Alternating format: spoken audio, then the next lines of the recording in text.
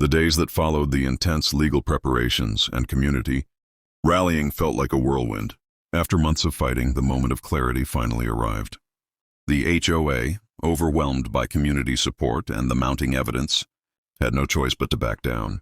They issued a formal apology, acknowledged the unfairness of their policies, and agreed to accommodate Max's needs. The neighborhood, once divided, gradually started to heal.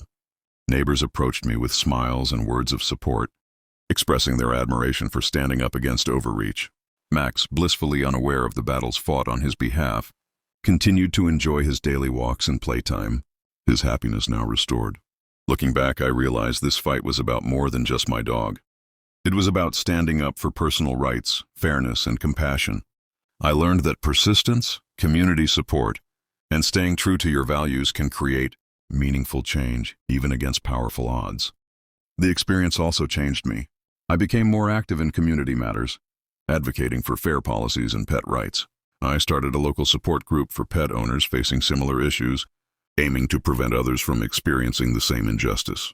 As I sat on my porch watching Max run freely in the yard, I felt a deep sense of relief and pride. The road was long and tough, but I had emerged stronger. I knew that the fight for justice never truly ends, but I was ready for whatever challenges lay ahead. In the end, this story wasn't just about a dog or a dispute. It was about courage, community, and the belief that fairness should always prevail.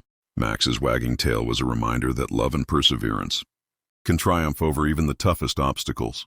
And so, with my heart full of hope and a renewed sense of purpose, I looked forward to a brighter, fairer future for Max, for me, and for everyone willing to stand up for what's right.